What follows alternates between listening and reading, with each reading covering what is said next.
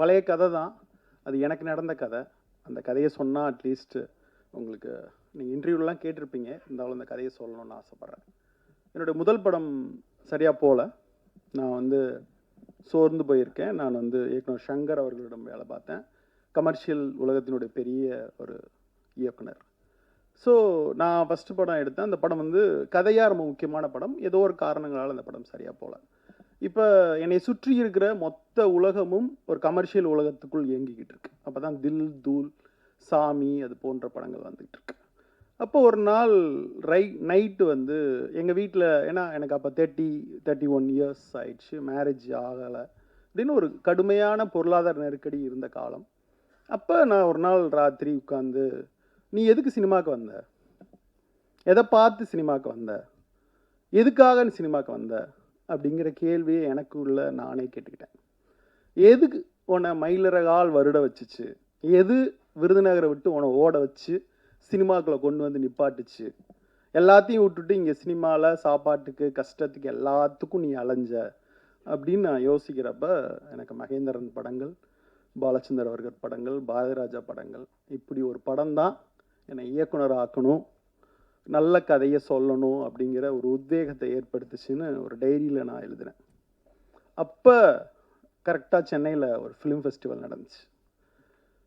அதுக்கு முன்னாடி ஃபெஸ்டிவலுக்கு போகிற வாய்ப்பு, சூழ்நிலை, பல்வேறு சந்தர்ப்பங்கள் அமையலை. அந்த காலகட்டம் உங்களுக்கு தெரியும், 2002-2003 காலகட்டத்தில் ஒரு குறிப்பிட்ட சமூகம், குறிப்பிட்ட ஆட்கள் மட்டும் போய் வருகிற ஒரு இடமாக அது இருக்குது.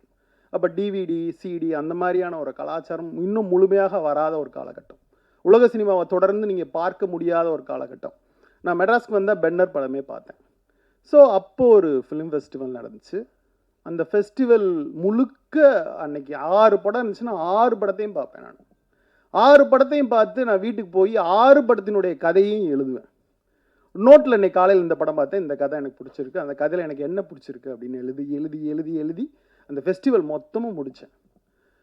முடித்த பிறகு என்னுடைய பார்வை மொத்தமும் மாறிச்சு. மயிலிறகால மனசை வருடுற ஒரு இன்ஸ்பிரேஷனில் சினிமாவுக்கு நீ வந்த, நீ எக்காரணம் கொண்டும் அது இல்லாத இன்னொரு கதையை, இன்னொரு படத்தை பண்ணிடக்கூடாதுங்கிற ரொம்ப ஆழமான ஒரு நோக்கம் என் மனசுக்குள்ளே ஏற்பட்டுச்சு. அப்போ எழுதின கதை தான் வெயில். ஆக்சுவலாக சோகால்டு இங்கே இண்டஸ்ட்ரி முழுக்க வெற்றி வெற்றி வெற்றின்னு கதாநாயகன் வருகிற ஒரு உலகத்துக்குள் இருந்து முதல்ல தோல்வியுற்றவனுடைய வாழ்க்கையை சொல்லணும்னு ஆசைப்பட்டேன். அதுவும் அந்த வெயிலோட சூடோட அந்த மனத்தோட சொல்லணும்னு ஆசைப்பட்டேன். கண்டிப்பாக அப்போ வந்து முதல் படம் தோற்ற ஒரு இயக்குனருக்கு எந்த கதவுகளும் எப்போதும் திறந்திருக்காது. ஸோ இடிச்சு முட்டி ரத்தம் ஒழுக நின்னா கூட அந்த கதவுகள் திறக்காது நண்பர்களே. அப்படி இப்போ நினச்சப்ப காதல் படம் ரிலீஸ் ஆகி வெற்றி அடைஞ்ச பிறகு கடைசி வாய்ப்பு, நாளை காலையில் சங்கர் சார்ட்ட கதை சொல்கிறதுக்கு வாய்ப்பு கிடச்சிச்சு. கதை சொல்கிறோம், ஒரு வேளை அவர் பிடிக்கலன்னு சொல்லிட்டாருன்னா ஊருக்கு போயிடலாம். இதுதான் என்னுடைய கடைசி வாய்ப்பாக இருந்தது. நான் வெயில் கதையை அவருக்கு நரேட் பண்ணுறேன். அவருக்கு பிடிச்சிருந்துச்சு. அவர் கம்பெனியில் வித்தியாசமான படங்கள் பண்ண விரும்பினார். அப்போ அவர் சொன்னார், சூர்யா, அர்ஜுன் அப்படி யாரா ஹீரோவா போட்டு. அப்போ நான் சொன்னேன், விருதுநகரனுடைய திராவிட முகம் பசுபதி மாதிரி ஒருத்தர் வேணும், அவரோட படம் பண்ணுவேன் அப்படின்னு நான் சொன்னேன். அந்த வெறியோடு தான் அந்த படத்தை நான் பண்ணி முடித்தேன். அந்த படம் தான் ஃபஸ்ட்டு கேன்ஸில் தமிழ்நாட்டிலேருந்து செலக்ட் ஆன முதல் படம். நம்ப மாட்டீங்க, அந்த படத்துக்கு 26 அவார்டு கிடச்சிச்சு. ஸ்டேட் அவார்டு, நேஷ்னல் அவார்டு, எல்லா அவார்டும் கிடச்சிக்கிட்டே இருந்துச்சு. அவ்வளோ அவார்டு கிடச்சோன்னே நான் அதுக்கு தகுதியானவனா அப்படிங்கிற கேள்வி எனக்கு வந்துச்சு. அப்போ தான் மறுபடியும் எனக்கு இந்த வேர்ல்டு சினிமா ஃபெஸ்டிவல் பார்த்த அனுபவம் தான் எனக்கு வந்து ஆல்மோஸ்ட் அன்னைக்கு டாப் ஹீரோஸ் எல்லாற்றிருந்தும் படம் பண்ணுவதற்கான வாய்ப்பு வந்துச்சு. நீ கதையே சொல்ல வேணான்னு கூட வந்துச்சு. ரீமேக் பண்ண வாய்ப்பு வந்துச்சு. என் கையில் ஒரு துளி காசு இல்லை.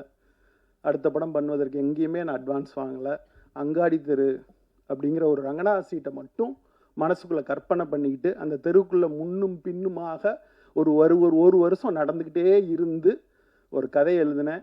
மறுபடியும் கேன்சர் ஸ்க்ரீன் ஆனப்போ ஐங்கரன் கருணாசன் அங்கே வந்திருந்தாங்க. அப்போ அந்த கம்பெனியில் 4 கமர்ஷியல் படம் நடந்துச்சு. போனால் போகுதுன்னு ஒரு நடந்த படம் தான் அங்காடி தெரு. ஸோ அந்த படம் ஆஸ்காரில் ஃபைனல் ரவுண்டில் பீப்ளி லைவா அங்காடி தெருவா ஆஸ்காருக்கு போகிற படமாக அந்த படம் இருந்தது. இந்தியன் மனோரமா செலக்ட் ஆச்சு, நிறைய விருதுகள் வாங்கி தந்துச்சு. ஸோ ஒரு ஃபெஸ்டிவல் யாரை உருவாக்குதோ உருவாக்கலையோ எனக்கு தெரில, ஆனால் அப்படி உருவான அந்த ஃபெஸ்டிவலால் உருவான ஒரு ஆள் தான் நான் ஆக்சுவலாக. ஸோ ஃபெஸ்டிவல் யாரோ ஒருவருக்கு ஒரு கதவை திறந்து வைக்கும்னு நான் ரொம்ப ஆழமாக நம்புகிறேன். ஸோ நினைக்கிறேன், அதை நான் ஒவ்வொரு நாள் நினச்சிட்டு இருக்கேன். அப்புறம் இதுக்கு முன்னாடி வந்து ரஞ்சிதா வர்றதுக்கு முன்னாடி வந்து தலித் பற்றிய பார்வை, ஜாதி பற்றிய பார்வை, இல்லை அதிகாரம் பற்றிய பார்வை இங்கே தமிழ் சினிமாவில் வேற ஒன்றாக இருந்தது. நிஜமாவே நாகராஜ் மஞ்சுளே வந்த பிறகு, ரஞ்சித் தமிழுக்குள் வந்த பிறகு, மாரி செல்வராஜ் உள்ள நுழைந்த பிறகு நான் வந்து அந்த மொத்த பார்வையும் மாறியது. ஆக்சுவலாக வெயிலில் நான் வந்து ஒரு பன்னி மேய்க்கு வரை வில்லனா சித்தரித்ததுக்கு இந்த மேடையில் நான் பகிரங்கமாக மன்னிப்பு கேட்க தயாராக இருக்கேன். ஸோ நாம் சித்தரிக்கிற ஒவ்வொரு கதாபாத்திரமும் ஒரு சிறுபான்மையினராக இல்லை தலித்தாக இருந்து விடக்கூடாது அப்படிங்கிற கூடுதல் கவனம், இருபாலினரத்தை, மூன்றாம் பாலினரை எப்படி ட்ரீட் பண்ணணுங்கிற ஒரு கவனத்தை மிக கூர்மையாக ரஞ்சித் தன்னுடைய கமர்ஷியல் படங்கள் வாயிலாக எடுத்து வந்தது மிகவும் முக்கியமான விஷயமாக இருக்கிறது.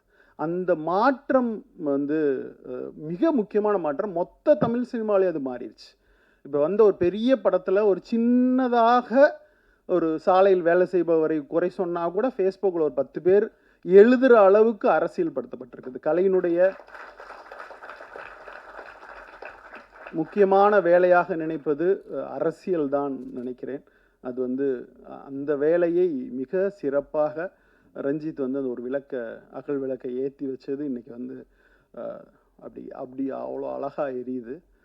ஒரு இயக்குனர் வந்துக்கு பெரிய ரஜினி படம்லாம் கிடைச்ச பிறகு, காசு கிடைச்ச பிறகு கல்யாண மண்டபம் கட்டலாம், ஸ்டுடியோ கட்டலாம், கொடைக்கானலில் இடம் வாங்கலாம், என்ன வேணால் செய்யலாம்.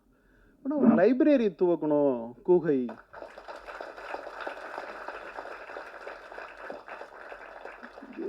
எவ்வளோ பெரிய விஷயம். நான்லாம் வேலை பார்த்துட்டு இருந்தப்ப, அஸ்னேட்டராக இருந்தப்ப எனக்கு 1500 சம்பளம் இருக்கிறப்ப 1200 புக்கு வாங்கி வீட்டில் வாங்கி படிப்பேன். எந்த புக்கு கடை இப்போ லைப்ரரியில் பார்த்தா நம்ம விரும்புகிற புஸ்தகம் லைப்ரரியில் இருக்காது. நான் வாங்கணும்னு நினைக்கிற புஸ்தகம் விலை அதிகமாக இருக்கும். இப்படி ஒரு காலகட்டத்தில் நான் 92, 93 ஒவ்வொரு புக் ஃபேருக்கும் போய் இந்த புக்கை வாங்க முடியாதான்னு ஏங்கிக்கிட்டு இருப்பேன். இப்போ ஓரளவுக்கு வாங்க முடிகிற காலம். ஆனால் உதவி இயக்குனராக இருப்பவர்களுக்கு எந்த புத்தகத்தை படிக்கணும், எந்த புத்தகத்தை படிக்கக்கூடாது, என்ன செய்யணும், என்ன செய்யக்கூடாது அப்படின்னு தெரியாத ஒரு காலகட்டம். ஆக்சுவலாக என் கையில் தாவரங்கள் உரையாடல் வந்து சேர்வதற்கு அவ்வளோ நாள் ஆச்சு. என் கையில் ரப்பர் வந்து சேருவதற்கு அவ்வளோ நாள் ஆச்சு. இப்படின்னு நான் சொல்லிகிட்டே போவேன். நான் வந்து அவ்வளோ அந்த அந்த நவீன இலக்கியத்தினுடைய முதல் சரடனை என் கையில் பற்றுவதற்கு அத்தனை நாள் ஆச்சு. கணையாலை வாங்குவதற்கு நான் விருதுநகர்லேருந்து மதுரை வந்து ட்ராவல் பண்ண வேண்டியிருக்கும். ஸோ அந்த காலகட்டத்திலேருந்து ஒரு கூகை லைப்ரரியை துறந்து இன்னைக்கு வந்து நான் வந்து அந்த ரோடு வழியாக தான் தினமும் போகிறேன். ஆக்சுவலாக என்னோடய ஆஃபீஸிலேருந்து நான் கடந்து செல்கிற பாதை அது. அங்கே பார்க்குறப்ப அது ஒரு இயக்கமாக மாறி இருக்கிறது. இது ரொம்ப பெரிய விஷயம். ரெண்டாவது, தொடர்ந்து இசைக்கு ஒரு விழா நடத்துகிறாரு, திரைப்படத்துக்கு ஒரு விழா நடத்துகிறாரு. ரொம்ப சர்ப்ரைஸாக இருக்குது, மகிழ்ச்சியாக இருக்கிறது. எனக்கு ஒன்று தான் தோணுச்சு, ரஞ்சித்தை பாதுகாப்பாக பார்த்துக்கோங்க.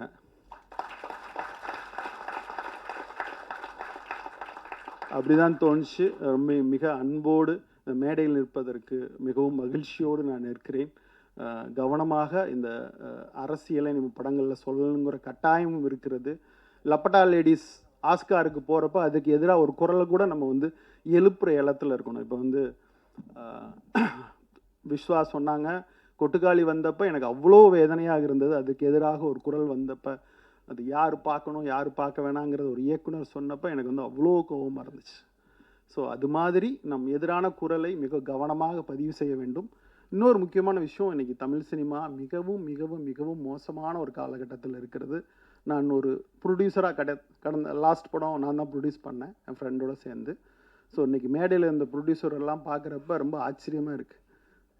ஸ்னாப்சிஸ் கொடுத்தா ஓகே சொல்லிடுவாங்க, பைண்டட் ஸ்கிரிப்ட்லாம் கேட்க மாட்டாங்க அப்படிலாம் இல்லை. நானாக நெஞ்சு வலிக்க கதை சொல்லியிருக்கேங்க. 2:30 மணிக்கு கதை சொல்ல வர சொல்லுவாங்க. நல்லா பிரியாணி சாப்பிட்டு பல்ல குத்திட்டு சொல்லுங்கப்பா அப்படின்னு சொல்லுவேன். கதை சொல்கிறதுக்காக போயிட்டு மதியத்துலேருந்தே சாப்பிடாமல் இருப்போம். அப்புறம் டீ சாப்பிட்டுட்டு நின்று கதை சொல்லிட்டு வெளியே வந்தால் வாந்தியாக வரும். டீ சாப்பிட முடியாது. இன்னமும் நெரேஷன் கேட்டுடலாமா அப்படின்னு சொல்லுவாங்க. இன்னமும் நெஞ்சு வலிக்க நெரேஷன் சொல்கிற ஒரு இயக்குனராகத்தான் இந்த மேடையில் இருக்கிறேன். ஸோ இது மாதிரி குளோனிங், இங்கே மேடையில் இருந்த 4 ப்ரொடியூசர் மாதிரி குளோனிங் பண்ணி ஒரு 10,000 பேரை தமிழ் சினிமாக்குள்ளே இறக்க முடியும்னா தமிழ் சினிமா மலர்ச்சியாக மாற வேண்டிய காலகட்டம் வரும் நான் நம்புகிறேன். இது எல்லாத்தையும் தாண்டி நம்மளுடைய ஃபஸ்ட் லுக், நம்மளுடைய ப்ரெசன்ஸ், எப்படி ப்ரெசன்ட் பண்ணுறோம், எந்த கதை வயபிலிட்டியாக மாறுது இப்படின்னு பல்வேறு விஷயங்கள் இருக்குது. இன்றைக்கி தினத்தந்தியில் நீங்கள் பேப்பர் எடுத்து பாருங்கள். வெள்ளிக்கிழமை 12 படத்தினுடைய குவார்ட்டர் பேஜ் விளம்பரம் வருது. அதில் ஒரு விளம்பரம் மட்டும் ஒழுங்காக டிசைன் பண்ணப்பட்டிருக்கு. மிச்ச படத்தை ஆடியன்ஸ் ஏன் போய் தேட்டரில் பார்க்கணும்? இப்படி ஒரு நிலைமை உங்களுக்கே தெரியும். இந்த மாதிரி பல்வேறு விஷயங்கள் நீங்களே அண்டர்ஸ்டாண்ட் பண்ணிக்க முடியும். ஆனால் இன்றைக்கி 2 தயாரிப்பாளர் சங்கங்களுக்குள்ள சண்டை, பெப்சி ஒத்துழைக்க மாட்டேங்குதுன்னு இன்றைக்கி வெளியே இருக்கிற பிரச்சனையெல்லாம் பார்த்தா ஓடிடி வாங்க மாட்டேங்குது படத்தை, தேட்டருக்கு போனால் ஷோ நம்மளுக்கு கொடுக்க மாட்டேன்றாங்க, ஷோ கொடுக்கலைன்னா ஷோ கேன்சல் ஆகுது. இப்படின்னு இங்கே இருக்கிற பிரச்சனை படம் எடுக்கவே விடாத அளவுக்கான பிரச்சனையில் டூரிஸ்ட் ஃபேமிலி மாதிரி ஒரு ட்ரெய்லர் பார்த்தேன். பிரமாதமாக இருந்துச்சு. எனக்கு ட்ரெய்லர் பார்க்குறப்ப அவ்வளோ ஒரு சின்ன ஒரு சீனை காமிக்கிறப்பவே அவ்வளோ அழகாக இருந்துச்சு. ஸோ அந்த மாதிரி சின்ன படங்கள் கொட்டுக்காளி போன்ற ஒரு அழகான ஒரு மலர் தொடர்ந்து மலரட்டும். என் மனமார்ந்த வாழ்த்துக்கள்.